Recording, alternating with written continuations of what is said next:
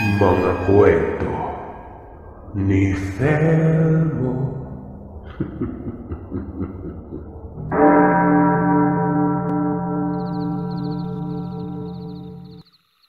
Mapagpalang araw sa inyo, Sir Seth, at sa mga masugid mong tagapakinig. Kagaya po ng ibang sender mo ay may mga naging karanasan din ako tungkol sa aswang. Tawagin niyo na lang ako sa pangalang Yumi. Hindi ko tunay na pangalan. Tubong Iloilo po ako sa Carles. Bali, ito yung huling taon ng Iloilo. Pero hindi po yun or hindi po doon nangyari ang pangaswang sa akin. Naibang bansa ako noong 2010 sa bansang UAE. At pinalad naman kahit papano, pero para sa ibang kababayan natin, ang pamamasukan bilang isang kasambahay ay napakababang antas ng trabaho. Sa iba, nangyari sa akin ito taong 2015. Nung nag-resign ako sa trabaho bilang cleaner sa isang kumpanya sa Dubai. At naganap ako ng bagong mapapasukan. Kasi 1 month notice lang ang palugid para makahanap ng bagong employer na magbivisa sa'yo. At kung hindi ka makahanap ng panibago ay kailangan mong mag-exit sa bansang Oman. Bago ako maghanap ng bagong trabaho ay naghanap po muna ako ng boarding house. At may isa akong kaibigan na nag-refer sa akin sa isang paupahan sa may Jafilia noon. Nung tiningnan ko ang bahay ay isa siyang villa at halos Pilipino lahat ang nangungupahan doon. At naging close ko ang dalawang nangungupahan doon, which is close friend din ng friend ko na ito. Bali nag-bed space lang muna ako para makasave gawa ng pag-partition ng kukunin mo. Occupied mo ang isang room talaga. Sa room namin bali 2 kami ni Atilin, tubong Cebu, at isang accountant, at dahil nag-iisa lang siya sa room niya, nagdesisyon siya na magpa-bed space dahil wala ang asawa niya. Nasa ibang bansa naka-assign. Engineer kasi. Madagdag ko lamang, Sir Seth, na doon sa lugar, sa Dubai, maraming nagli-live-in doon. Kahit na may asawa sa Pinas o wala. Well, kapag kahit naman may asawa sila sa Pinas pagdating sa Dubai, single sila. Nung lumipat na ako doon kinabukasan, naghanap ako ng trabaho kasi noong mga panahon na ito ay wala akong ipon. Sakto lamang sa pambayad ko sa bed space ko at pagkain, tapos transpo pa. Siguro ay mga 5 araw na akong naghahanap ng trabaho ng isang araw. Maaga akong nagising noon. May isang lalaki na nakaupo sa hagdan. Bago ka kasi makababa ay may hagdan kang nadadaanan noon. Nakaupo siya doon ng mga bandang 5:30 ng umaga. Alis ako noon ng maaga. Lalakarin ko lang mula bahay hanggang metro, na medyo malayo-layo din noon. At kapag maaga pa, hindi pa gaano mainit. Alam niyo naman sa Dubai, diba? Sobrang init at natoon na summer noon, buwan ng Abril. Nakita ko siya na nakaupo doon. Hindi ko siya kilala. Although magkaparehas kami ng floor. Nasa 2nd floor lamang kami. Magkabilaan lamang ang kwarto. Nung pababa na ako, binati niya ako ng good morning. Good morning, ganda ka ako. Ako naman nag-respond kasi syempre bago pa lamang ako sa bahay na yon. Kailangan ko makisama at kailangan na gumalang ako doon. Etong lalaking ito, medyo may pagkamaitim, pandak at chubby. Ayon sa kanya, Ilocano daw siya. Umalis ako ng Biyernes ng araw na yon. Hapon ay bumalik ako sa bahay bandang 2:00 at walang katao-tao. Pagdating ko ay nag-half bath lamang ako gawa ng sobrang init at ang lagkit ko dahil sa paglalakad ko sa mga walk-in interviews. Pagkatapos kong maligo, umakit na ako sa higaan ko. Sa taas nilagay ni Atilin at siya yung nasa baba noon. Palaihi daw kasi siya. Nagpa-music lamang ako at naglagay ako ng headset para makatulog agad. Nanaginip ako ng hindi maganda nun. May sumisilip umano sa akin na lalaki na maitim sa higaan ko. Yung kwarto na yun ay may awang sa taas. Bali yung pinakadingding niya, hindi aabot yung bubong. Kumbaga, hindi siya totally sarado. Gawa ng aircon na centralized nga ang lugar na yon. Napabalikwas ako noon ng bagon kasi pakiramdam ko may nakadagan sa akin. Sobrang bigat. Hindi na ako makahinga. At pagdilat ng mata ko, sa awa ng Diyos, wala namang kung sinong nakasilip doon. Nang dumating si Ate Lynn ay naikwento ko sa kanya gawa ng kinakabahan talaga ako. Sabi niya, magdasal na lamang umano kasi siya din umano ay nananaginip ng ganon. Kahit nung wala pa ako doon sa room na yon. Paglipas ng araw ay natanggap ako sa trabaho bilang isang receptionist sa isang malaking company. At medyo malayo ang bahay ko sa trabaho ko kasi nasa Dubai Marina, sa likod mismo ng Marina Mall. At mahigit sa 1 oras ang biyahe mula sa bahay hanggang sa trabahong ito. Biyernes ulit nun. Maaga kaming nagising ni Ate Lynn dahil niyaya niya ako na mag-jogging. Pagkatapos namin mag-jogging ay nagpahinga na si Ate Lynn sa room. Ako naman ay pumunta ng kusina kasi magluluto ako ng longganisa. Gawa ng nagugutom na ako. Pagkapasok ko sa kusina, medyo marami pang nagluluto at naghihintay na muna ako saglit. At habang naghihintay, napansin ko na itong si Kuya ay panay ang sulyap sa akin. Pabalik-balik din ito sa kusina hanggang sa natapos ng iba sa pagluluto at timing na ako na lamang ang nagluluto nun. Walang ano-ano ay biglang pumasok itong si Kuyang Ilocano. Akala ko ay magluluto siya. Gawa ng may bitbit siyang sundang. Yung malapad, yung pinangtatadtad ng karne sa palengke. Tinataga niya yun sa chopping board na kahoy. Ako naman sabi ko, Kuya, magluluto ka din ba? Sinagot niya ako na baka sa susunod umano na araw gawa ng ang karne na gusto niya umanong kainin. Hindi pa nahihiwa. Buo pa umano. Naglalakad pa. Kinilabutan talaga ako doon sa sinabi niya. Tapos sabay dila sa bibig niya na parang takam na takam siya habang tinitingnan ako noon. Medyo chubby din po ako noon na maputi pero hindi ako kagandahan, Sirsa. Sa sobrang kilabot ko ay iniwan ko siya sa kusina. Tumakbo ako paloob ng kwarto. Sinabi ko kay Ate Lynn. Sabi ni Ate Lynn, baka umano aswang yon. Sabi ko, huwag siyang maingay gawa ng Biyernes ngayon. Kung totoo mang aswang siya ay matulis o matalim ang pandinig na mga ganito.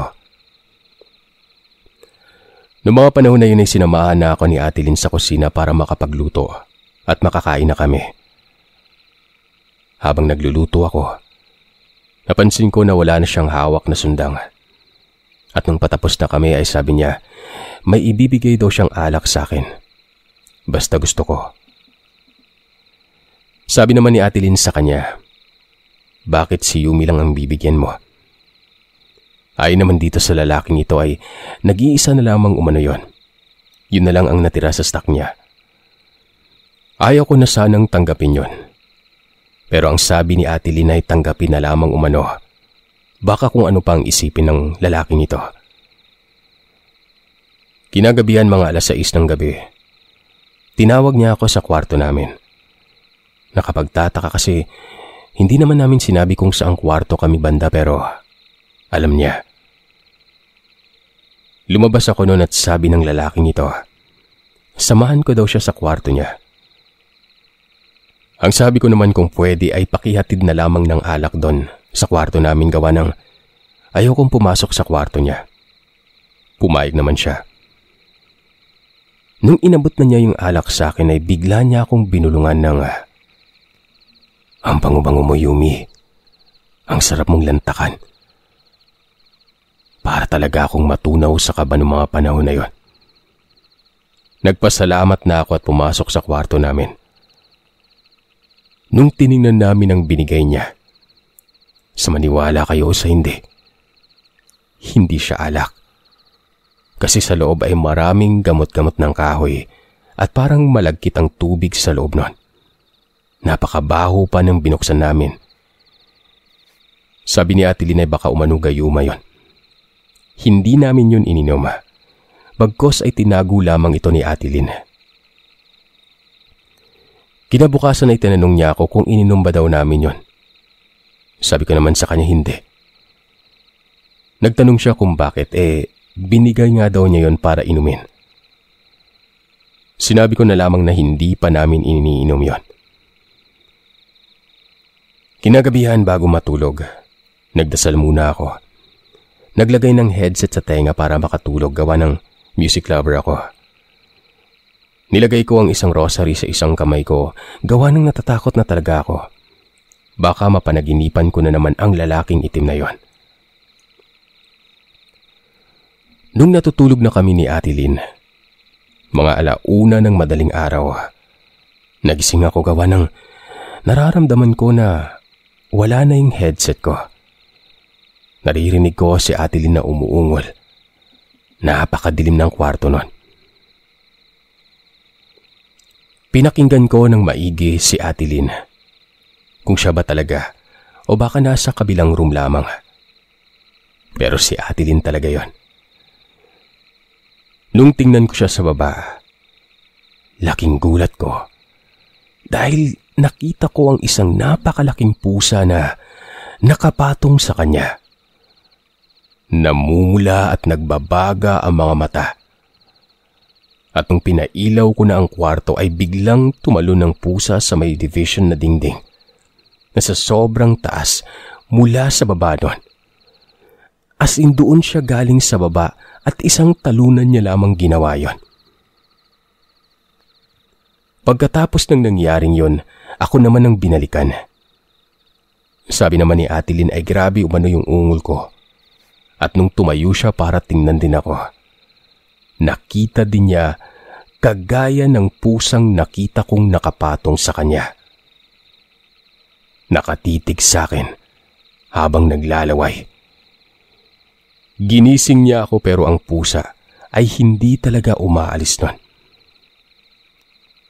Pagkagising ko ay binugaw na namin ang unan to at mga ibang bagay na pwedeng maibato pero ayaw niya talagang umalis, Sir Seth. Doon na kami sumigaw ng aswang ka.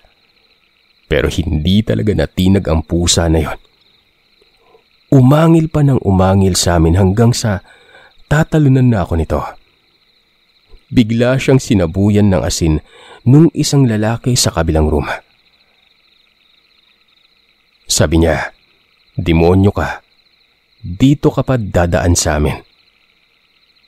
Sanay na sanay kami sa probinsya ng mga aswang. Walang epekto ang asin, Sir Seth. Kumuha siya ng sundang sa kusina at isang palaspas na pinablesingan ng Kwaresma. Nung pinalo yun sa kanya, napasigaw, Sir Seth, ang pusa. As in dinig na dinig namin ng katagang, aray! Dapat pusa yun pero bakit parang tao na nagsasalita? Tinamaan ito sa kabilang braso. At sumunod na araw, binantayan namin yung isang kuya na yon. May nakita kaming parang paso sa kabilang braso niya. At pagkatapos ng pangyayaring yon, umalis din siya kaagad-agad doon sa bahay na tinitirahan namin. Nang walang kahit na anong sapat na dahilan.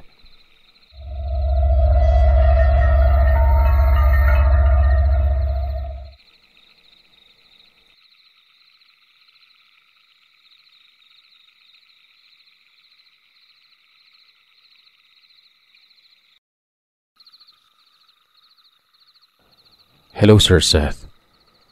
Magandang araw po sa inyo. At lalo na sa mga tagapakinig ng channel nyo. Ako ulit si Ann, taga Negros Occidental, ang nagpadala ng kwentong pinamagatang Aso sa Palayan. Ito namang kwento na ipapadala ko sa inyo ay karanasan mismo ng aking mama. Noong mga panahon na hindi pa sila nagkakilala ni Papa.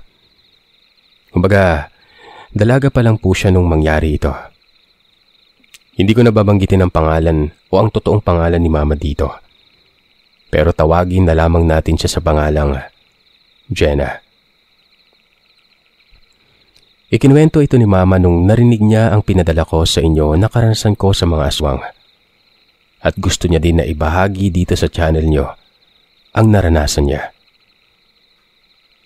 By the way, Sir Seth, si Mama po pala ay nakukitan siya sa inyo kapag nagbibisaya kayo. Nakikinig din kasi siya sa ibang istorya na ibinabahagi ng mga sender niyo. Ilalagay ko na po ito sa point of view ng aking mama. Pasensya na kayo kung medyo mahaba ang intro. Hindi ko man kabisado ang mga petsa o kailan ito nangyari dahil makakalimutin na ako. Simulan na natin ang kwento. Ako nga po pala si Jenna. Magandang araw sa inyo. Gusto ko sanang ikwento ang karanasan ko noong nasa 16 na taong gulang pa lamang ako. Dekada 80, wala pang kuryente. Tanging gasera lamang ang nagsisilbing ilaw namin sa loob ng bahay. Nag-aaral pa ako nito, high school.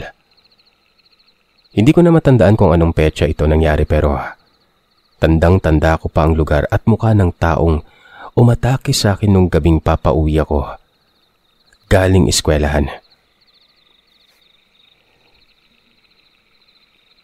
Mga bandang 6:00 na noon ng gabi nang makasalubong ko ang isang babaeng matanda na naglalako ng maraming gulay nun.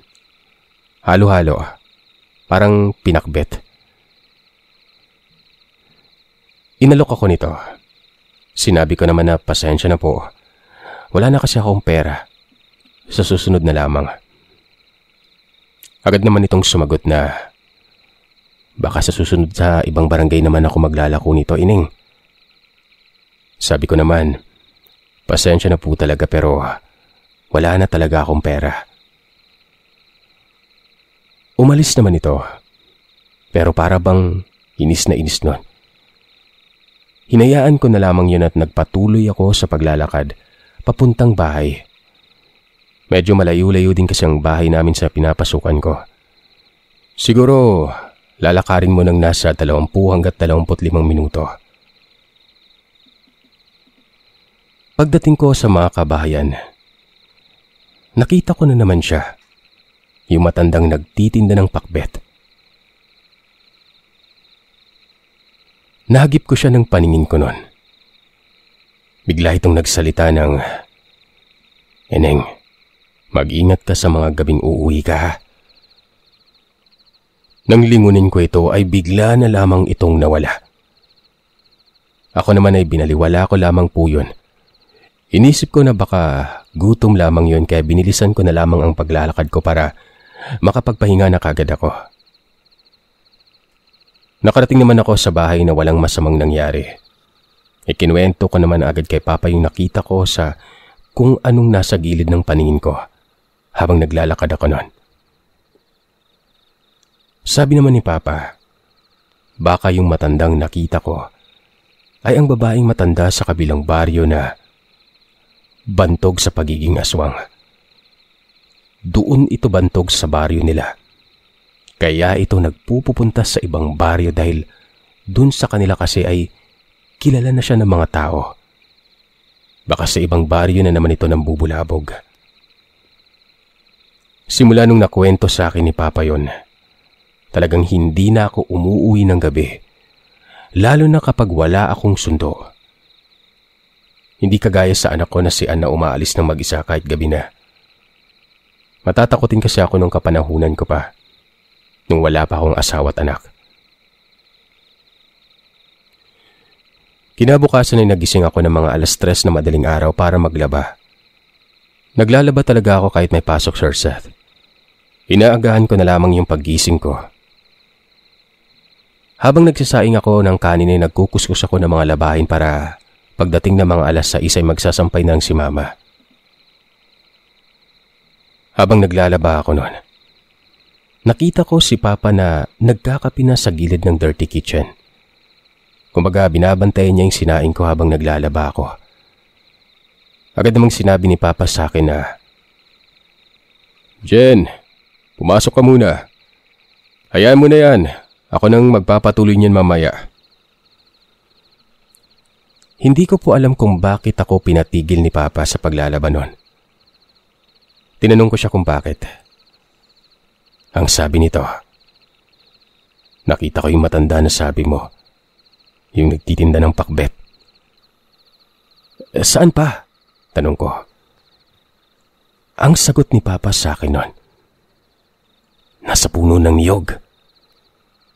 Kinabahan naman ako nung nakita ko ang matanda na nakangisi at may bitbit na basket na maraming malalaking lantaw noon. Yung niyog kasi ay kitang-kita ko yun dahil maliwanag ang buwan. Full moon noon. Agad naman akong pumasok at umupo ako sa tabi ni Papa. Sabi ni Papa, "Doon ka muna sa mama mo. Bantayan mo siya."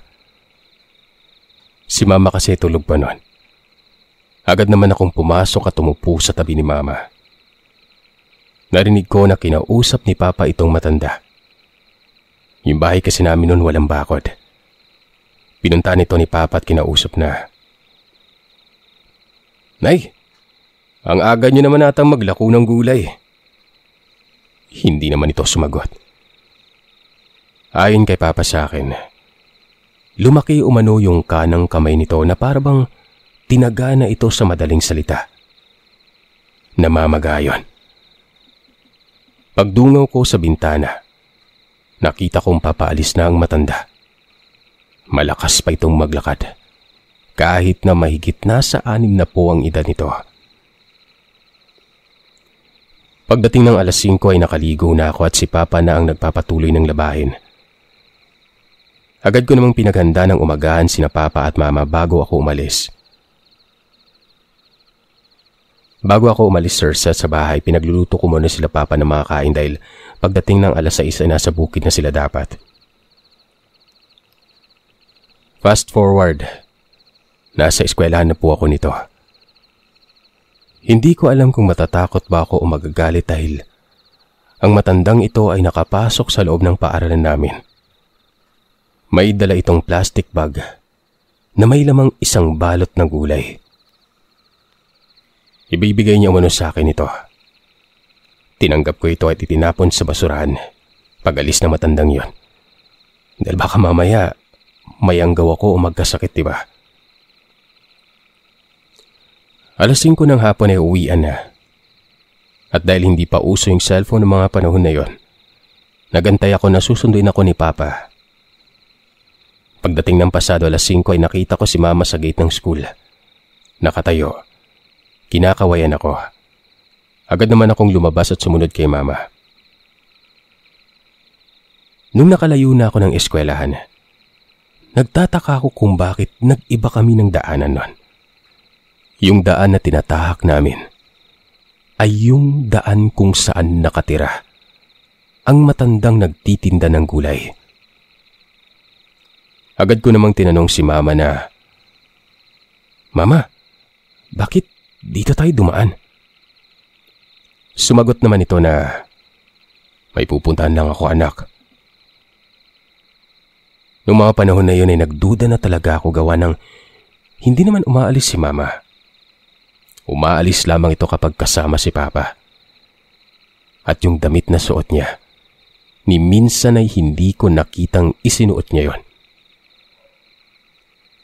Hinila ko ang buhok nito at sinabing, "Hindi ikaw yung mama ko. Napakalayo mo sa mama ko, demonyo ka." Doon na po talaga nawala ang takot ko, Sir Seth.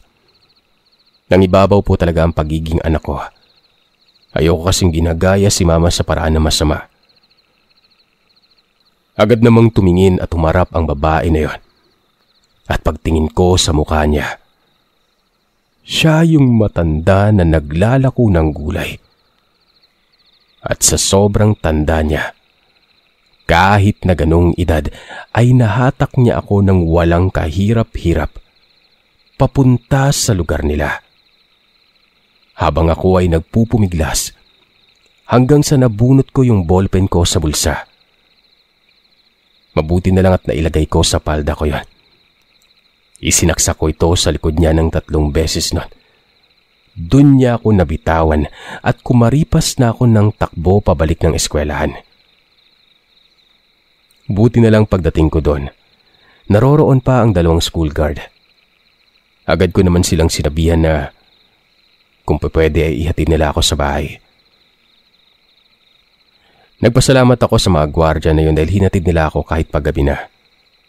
Pinadalan ko na lamang sila ng mga prutas na na-harvest nila papa sa bukid noon. Fast forward, ito na yung huling parte. Ang pinakamalala sa lahat. Nasa eskwelahan pa ako noon ng 5:00 ng hapon. Nakaupo ako sa kantin, sa labas ng school habang naghihintay kay papa na sunduin ako. May lumapit na 2 lalaki. Malalaki ang katawan. Kasama nila ang matanda. Binuhat nila ako ng walang kahirap-hirap. Hindi ko magawang sumigaw nun. Ewan ko ba, ang nagagawa ko ay ang maiyak na labang habang tinatawag si Papa kahit na walang boses na lumalabas sa bibig ko.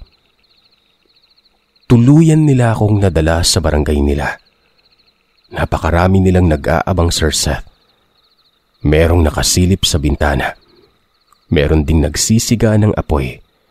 Meron ding naglalagay ng mga malalaking kalan sa labas ng bahay nila. Kaya natakot ako noon. Umiyak na ako ng umiyak. Binaba ako ng isang lalaki na narinig ko ang pangalan na si Roland. Nilagay niya ako sa malaking lamesa na merong mga plato. Agad silang umalis. Nilak nila ako sa loob noon. Yung pinaglagyan pala nila sa akin ay isang pugong malaking kusina. Naglakad-lakad ako noon. Sa paglalakad-lakad ko ay may nakita akong bata na nakasilip sa pinto ng mga matatanda na nag-uusap-usap sa labas ng kusina. Tinawag ko ito at agad naman itong lumapit sa akin. Ang pangalan ng batang ito, si GM. Umiiyak siya nagsalita na, "Ate, gusto ko nang umuwi." Sabi ko naman sa kanya, "Basta wag ka nang umiyak. Huwag kang maingay at makakalabas tayo dito ng buhay. Huwag kang maingay." Tumango ang bata sa bayakap sa akin nun. Naiiyak ako nun dahil dun ko lang naranasan na magkaroon ng kapatid. Only child po kasi ako, kagaya ni Ann. Pinaakyat ko ang bata sa maliit na butas papunta sa likod. Na paglabas mo ay palayan na. Pwede ka nang tumakbo para makatakas. Nilak ko ng mabuti ang pinto ng kusina. Sumunod ako agad sa bata at pinasan ko ito sa likod ko at tumakbo ng mabilis nun. Wala na akong pakialam kung mahuhulog ako basta makatakas lamang ako sa mga taong yon. Iniwan ko ang uniforme ko sa loob ng kusina. Dahil kung sakaling totoo man ang paniniwala ko sa mga aswang, maiiwan ng amoy ko na parang naroroon pa rin ako. Hanggang sa makarating kami sa barangay na malapit na sa amin. Hindi ko na iniwan ang bata. Sinama ko na lamang ito sa bahay. Pagdating namin sa bahay ay 10:00 na noon ng gabi. Sina Papa ay naghahanap na sa akin na pabalik-balik sa school. Si Mama naman ay umiiyak at sinisisi si Papa kung bakit hindi ako sinundo kaagad. Magang-magana ang mga mata ni Mama nang makita ko siya pagkarating namin sa bahay. Halos masara na ang mga mata niya sa kakaiyak nun. Agad ko namang niyakap si Mama at sinabi ang nangyari sa akin. Nagtanong naman si Papa kung sino ang kasama ko. Sabi ko ay siya yung bata na nakakulong din sa bahay ng mga aswang. Agad namang nagkwento ang bata na ilang araw na umano siyang naroroon. Ang mga magulang niya ay hindi na nakabalik pa sa kanya simula nung kinuha ito sa loob ng kusina. Siguro, baka nabiktima na ng mga nilalang na yun ang kanyang mga magulang. Naiyak ako doon. Sinabi ko kay mama na ampunin na lamang ito para may kapatid na ako. Inampun naman namin yon. Kinabukasan ay pinuntahan ni Papa ang barangay na yon. Wala nang mga tao doon. Doon sa parang maliit na komunidad.